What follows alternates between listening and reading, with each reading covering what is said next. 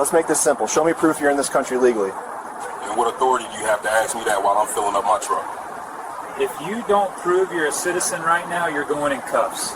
I'm a citizen and a lieutenant with 17 years of service. You want proof? Michael Lawson, a 42-year-old police lieutenant, was finishing up his weekly grocery run on a quiet Saturday afternoon. He had promised his wife, Denise, and their 2 children, Maya, 12, and Marcus Jr., 9, that he would be home by 4 to help prepare dinner. Michael had been a police officer for 17 years, the last 5 supervising a dozen officers in the East Precinct.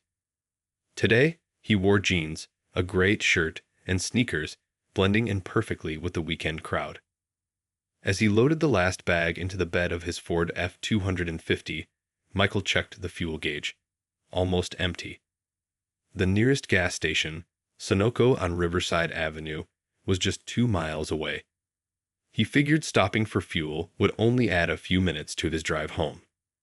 He climbed into his truck, started the engine, and drove off, unaware that his movements had already caught the attention of federal agents across the street. Derek Wallace, 34, sat in the driver's seat of an unmarked white SUV with government plates, his eyes fixed on Michael. 6 years with Immigration and Customs Enforcement had taught him to spot undocumented immigrants, as he put it. Beside him, Agents Kevin Price and Amanda Bell waited silently. Both were younger agents who had learned to follow Wallace without question. Derek's jaw tightened when he saw Michael's expensive truck in the mostly empty suburban parking lot. "Follow him," Wallace said quietly, his voice cold. Price glanced at him. "You see something?"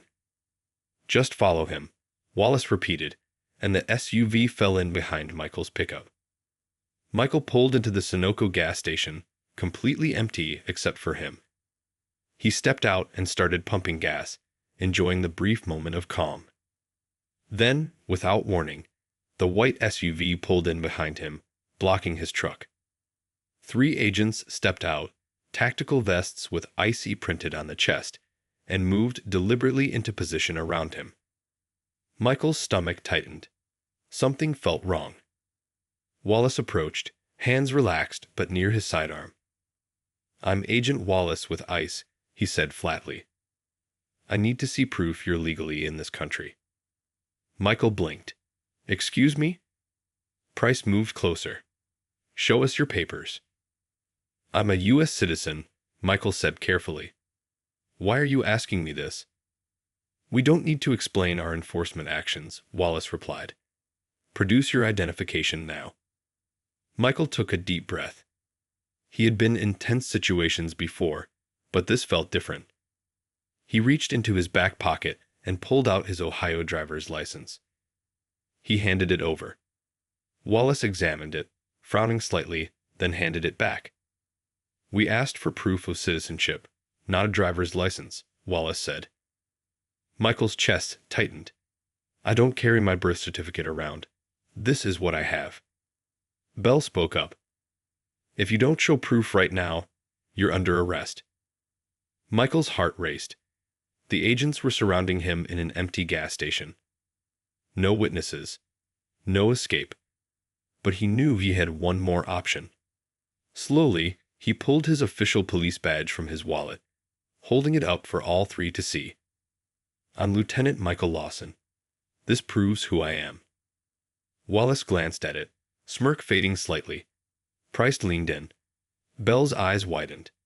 The credentials were genuine, clearly showing his rank and the city police seal. Wallace handed the badge back. "You're free to go," Bell said quietly, and the 3 agents turned toward their SUV. Michael exhaled deeply, relief flooding through him. He turned back to the pump, watching the numbers climb. He would be home soon. But the relief was short-lived. 15 feet behind him, the agents stopped, then simultaneously pressed the buttons on their body cameras, turning them off. Michael froze. Something in the air shifted. The professional mask of law enforcement had vanished from Wallace's face. He was staring at Michael with cold, raw hostility. You think that badge makes you belong? Wallace said, his voice low and menacing. What are you doing? Michael asked, trying to keep his voice steady. You're black, Wallace sneered. That badge means nothing. Price and Bell grabbed his arms, yanking him away from the pump. Michael stumbled. This is illegal, he shouted. You saw my credentials. Bell tightened her grip. Shut up. Metal cuffs snapped around his wrists. Michael felt the cold steel bite into his skin. He struggled, but 3 against 1 left him powerless. The agents shoved him into the back of their SUV, slamming the door. The vehicle pulled away. Michael twisted in his seat to look back at his truck. Groceries still sat in the bed, the gas nozzle on the concrete. His phone was in his pocket, but his hands were cuffed. His family had no idea where he was. He realized the depth of the situation. He had been deliberately cornered, his rights ignored, and he was being treated as if he were a dangerous criminal. 25 minutes later, the SUV pulled into the ICE detention facility on Marshall Boulevard. Michael was shoved through a side entrance, past processing desks, and into an intake area. New detainee, Wallace said to the officer at the desk. Suspected immigration violation. I'm a police lieutenant, Michael said loudly. Michael Lawson, U.S. citizen. This is illegal detention. The officers ignored him. They processed him like any other detainee, stripping him of his phone, wallet, keys, watch, and badge. They shoved him into a holding cell and slammed the metal door. 6 hours. That's how long he would sit there in civilian clothes, treated like a criminal, because 3 federal agents decided he didn't belong. Back at home, Denise checked her watch for the 15th time. Michael had left at 3:45. It was now past 7. She had called his phone repeatedly, with no answer. Panic set in. She opened their location-sharing app. Her blood ran cold. Michael's phone was pinging from the ICE facility. She called Captain Leonard, Michael's commanding officer. He's not home. His phone shows he's at the ICE facility, she said, voice shaking. Leonard's tone hardened instantly. I'm on my way, he said, grabbing his keys. Before we continue, let me ask, where are you watching from? Drop your city or country in the comments. It's always amazing to see. And if you believe no one should be treated like Michael just for pumping gas, hit like and subscribe before we move on to what happens next. The tension was building. Dennis raced to the car while Leonard sped toward Marshall Boulevard. Michael was trapped inside, his hands cuffed, dignity stripped away. And this was just the beginning of what would become a battle for justice that no one could ignore. Michael Lawson sat on the cold metal bench in holding cell number 7, staring at the gray concrete walls. 6 hours of silence had passed, punctuated only by the occasional shuffle of guards in the hallway. He had asked 6 times to make a phone call. Each time, the reply was the same. Processing isn't complete yet, or nothing at all. The message was clear. He was being ignored, stalled, treated like a non-person. His wrists throbbed from the handcuffs, leaving faint red marks. The memory of Wallace's sneer and the simultaneous turning off of the body cameras haunted him. They had deliberately erased any evidence of what they were about to do. He had shown them his driver's license. He had shown them his police badge. It hadn't mattered. To them, his skin color overrode any authority, any proof of citizenship, any rank. At home, Denise Lawson's panic was growing with every passing minute. She had tried to reason through it. Maybe his phone had died. Maybe he'd been delayed. But when the location pinged from the ICE facility, all excuses vanished. She called Captain Leonard again. He's inside the ICE building. I know it, she said, voice trembling. Please, you have to help him. I'm on my way, Leonard replied firmly. The captain had known Michael for over a decade. He trusted him implicitly and knew him as dependable, careful, and cautious. The idea that Michael could be locked up without cause lit a fire in Leonard's chest. He grabbed his badge, keys, and phone and drove directly to the facility, every second fueling his anger.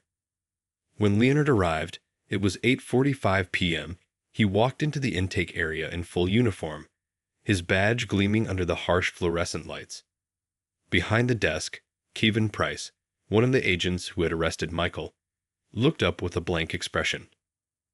"I'm Captain Leonard with the City Police Department," he said firmly. "I'm looking for Lieutenant Michael Lawson. He's my officer, and he's being held here without cause." Price's face remained neutral. "We don't have anyone here by that name," he said. Leonard's jaw tightened. "Check again.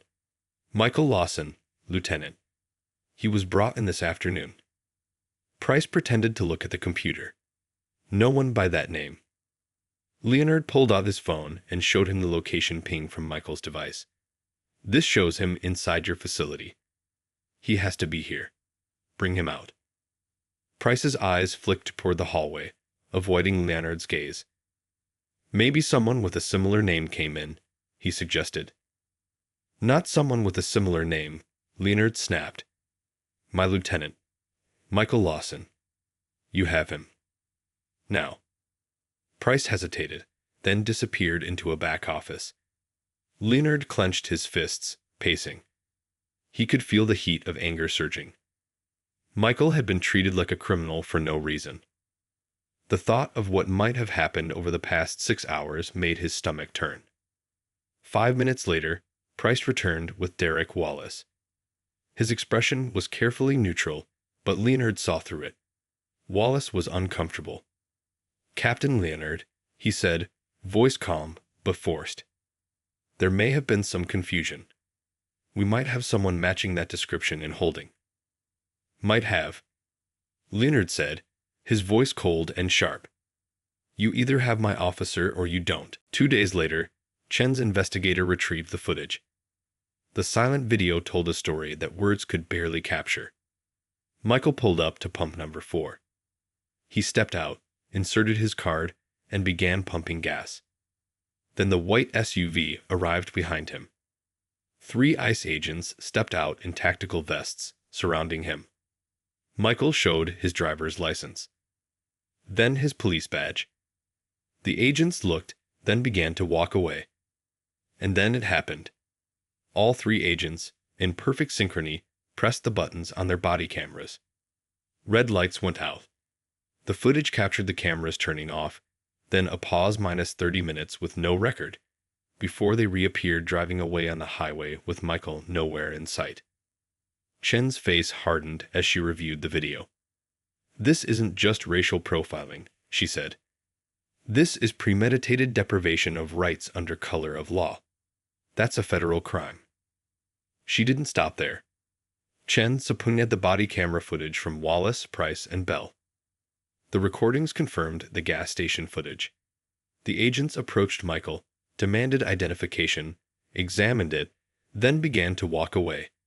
The cameras showed them leaving, incident resolved. Then all 3 cameras went dark. The silence in that video told everything: the deliberate erasure of evidence, the orchestrated attack. Next, Chen dug into the histories of the 3 agents. Wallace had 11 complaints filed over 6 years for racial profiling. Price had 7. Bell had 5. 23 complaints in total, all dismissed by ICE supervisors as unsubstantiated. Chen's stomach tightened as she realized these weren't isolated incidents, they were patterns of behavior. She expanded her research. Subpoenas for detention records over 2 years revealed a chilling trend. The 3 agents had made 41 stops, 38 of which targeted Black or Hispanic individuals. Only 4 of those stops led to actual immigration violations. 37 innocent Americans had been detained, questioned, and released without apology or explanation. Chen tracked down as many of these individuals as she could. 12 agreed to speak. Their stories were eerily similar. Stopped while shopping, stopped while walking, stopped while sitting in a park, held for hours, demanded to show papers, then released with no charges. Many were too afraid to complain. Some didn't speak English well. Others assumed reporting it would change nothing. Michael Lawson was the first with the resources, credibility, and determination to fight back. Chen prepared the case meticulously. 3 weeks after the gas station incident, she filed a federal civil rights lawsuit on Michael's behalf. The suit demanded $11.9 million in damages and a full investigation into ICE's detention practices. The complaint named Wallace, Price, and Bell individually and included the federal government for failing to supervise agents with documented histories of racial profiling. The media quickly picked up the story once Chen released the gas station footage. News stations aired the silent security video repeatedly. Millions of viewers across the country watched 3 agents surround a lone black man at a gas pump, observe his documents, then deliberately turn off their cameras before violently arresting him. The video went viral. 50 million views in the first week. Social media exploded with outrage. ICE initially defended the agents, claiming they followed protocol and had reasonable suspicion to detain Michael. But then Chen released the body camera footage showing the exact moment all 3 cameras went dark. The defense collapsed. There was no reasonable explanation for 3 trained agents to all turn off their cameras at the same time unless they knew their actions were illegal. The Department of Justice opened a criminal investigation immediately. Charges included deprivation of rights under color of law, a federal offense carrying up to 10 years in prison. Chen's investigation revealed even more. ICE had operated an unofficial quota system, rewarding agents for high numbers of detentions regardless of whether they led to deportations. Wallace had the highest detention numbers in the region and had been repeatedly praised by supervisors for his productivity. No one had questioned why 91% of his stops involved innocent citizens. Within 2 months, Wallace, Price, and Bell were fired. Their law enforcement credentials were permanently revoked. Criminal charges were filed against all 3, with Wallace facing additional charges for leading the conspiracy. The lawsuit against the federal government moved forward, bolstered by irrefutable evidence, the security footage, the body camera manipulation, and the documented pattern of targeting Black and Hispanic citizens. The public response was immense. Michael's story became a symbol of systemic injustice, racial profiling, and the abuse of federal authority. Protests, news coverage, and legal discussions followed nationwide. He was no longer just a police lieutenant. He was the face of accountability, proving that even federal agents are not above the law. Inside his home, Michael sat with Denise, exhausted but resolute. "They thought they could erase me," he said quietly. "But we've got proof now. They can't hide from what they did." Chen looked over the evidence again. "This isn't just about you, Michael. It's about every citizen they've detained illegally. And now we have the proof to change the system." Michael nodded, thinking of the people he didn't even know, the 37 citizens who had suffered the same fate, silent and powerless. With Chen's help, he would not only win his own justice, but shine a light on a system that had allowed racial profiling to persist for years. The fight wasn't over, but for the first time in 6 hours, Michael felt the scales of justice tipping in his favor. The courtroom was packed. Reporters from across the country had arrived, cameras ready to capture the landmark case. Michael Lawson sat with his lawyer, Rachel Chen, and his wife, Denise, beside him. His badge, uniform, and dignity had been stripped from him for 6 long hours, but today he was reclaiming his voice. The federal civil rights lawsuit sought $11.9 million in damages and an investigation into ICE practices that had allowed 3 agents, Derek Wallace, Kevin Price, and Amanda Bell, to unlawfully target innocent citizens. Chen presented the evidence methodically. First, the gas station security footage. Michael pumping gas, surrounded by 3 ICE agents, showing his identification, the agents walking away, then deliberately turning off all 3 body cameras before returning to violently arrest him. The video played silently on large monitors, allowing every juror to see the truth without distraction. The courtroom was tense. Michael's calm presence contrasted sharply with the premeditated cruelty captured on the screens. Next, Chen presented the body camera footage obtained from the agents. It confirmed the synchronized camera shutdown and the absence of documentation during Michael's detention. She detailed the 6-hour confinement, emphasizing that Michael never resisted, never became aggressive, and continuously requested verification of his identity. The agents had ignored him. They had treated him like a criminal solely because of his skin color. Then came the records of the agent's prior behavior. Wallace had 11 complaints over 6 years for racial profiling, Price had 7, and Bell had 5. 23 complaints total, all dismissed by ICE supervisors. Chen connected the dots to show a pattern of targeting Black and Hispanic individuals. 41 stops over 2 years, 38 involving minorities, with only 4 resulting in any actual immigration violation. The evidence made it impossible to claim these were isolated incidents. Chen's voice rang out in the courtroom. This is not just about Lieutenant Michael Lawson. This is about every citizen they have illegally detained, intimidated, and stripped of their rights. We have proof of a system that tolerated discrimination and rewarded predatory behavior. The agents' defense collapsed. Their claims of reasonable suspicion and standard protocol could not withstand the undeniable visual evidence. The synchronized turning off of the cameras proved intent, and the consistent history of racial profiling removed any question of coincidence. The Department of Justice had already opened a criminal investigation into Wallace, Price, and Bell. Now the civil case was reaching its critical conclusion. Outside the courtroom, the public reaction was fierce. Social media amplified the story. Millions watched the gas station footage, outraged at how a police lieutenant had been treated. Advocacy groups called for reform, demanding accountability from ICE. The video became emblematic of systemic injustice and the need for oversight in federal enforcement agencies. 14 months after Michael's wrongful arrest, the federal government settled the lawsuit. Michael Lawson received the full $11.9 million. The settlement was historic, the largest wrongful detention payout in the state's history.